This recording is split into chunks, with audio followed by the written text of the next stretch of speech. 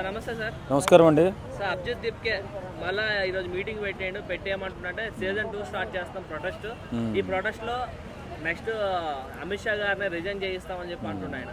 దానికి మీరేం చెప్తారు? ఏడ్చెళ్ళవే మొన్నంటే ఇతర దేశాల వాళ్ళు సపోర్ట్ చేసి ఫండింగ్ చేయించినందువల్ల ఏదో కొంతమంది కుర్రోళ్ళని రెచ్చగొట్టి దేశాన్ని తక్కువ చేసి చూపించాలని, దేశంలో ఏదో అలజడి జరిగిపోతుంది, యువతకు అన్యాయం జరిగిపోతుందని గందరగోళం సృష్టించి దానికి కొంతమంది దుష్టశక్తులము సహాయం చేసి ఏదో చేశారు. ఆ జరిగిన పరిణామానికి బాధ్యతగా మన విద్యాశాఖ మంత్రి కూడా రాజీనామా చేశాడు. ఈవేళ ఏ కారణం లేకుండా అమిత్ షాని ఎలా రిజైన్ చేసే విధంగా వీళ్ళు పోరాటం చేస్తారు? తొక్కి పడదెప్పుతారు. ఈసారి క్షమించే సమస్య ఉండదు. ఎందుకంటే దేశం ప్రశాంతంగా ఉండడం కావాలి. దేశం ప్రశాంతత లేకుండా ఇష్టానుసారంగా మీరు రెచ్చగొట్టి ఏదో చేద్దామంటే మాత్రం ఈసారి కేంద్ర ప్రభుత్వం ఊరుకునే సమస్య ఉండదు.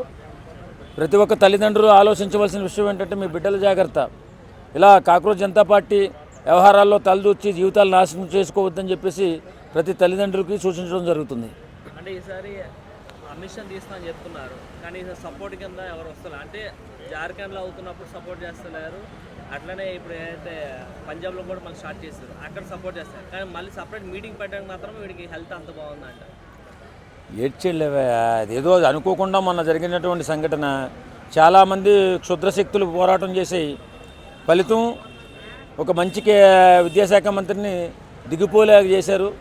వాళ్ళే వాళ్ళ జీవితాలు నాశనం చేసుకున్నారు. మనం ఏం చేసేది ఏం లేదు. కానీ ఏదేమైనా ఈసారి రెండోసారి అలా కేంద్ర ప్రభుత్వం జరగనివ్వదు అనుకుంటున్నాను. చాలా అప్రమత్తంగా ఉంటుంది. ఎక్కడ ఏ తప్పు జరిగినా ఈసారి చూస్తూ క్షమించరేమో అనుకుంటున్నాను. క్షమించకూడదు కూడా. అంటే మన యూపీ వెళ్తేనే తరిమి కొట్టిరాడా? ఇలాగే జరుగుతూ ఉంటే అన్యాయంగా ప్రజల మధ్య చిచ్చు పెట్టి గందరగోళం సృష్టించి అపోహలు సృష్టించి గల్లంతు చేద్దామంటే మాత్రం ఖచ్చితంగా ఈసారి తాట తీసి కూర్చోబెట్టాలని చెప్పి కోరుకుంటున్నాను.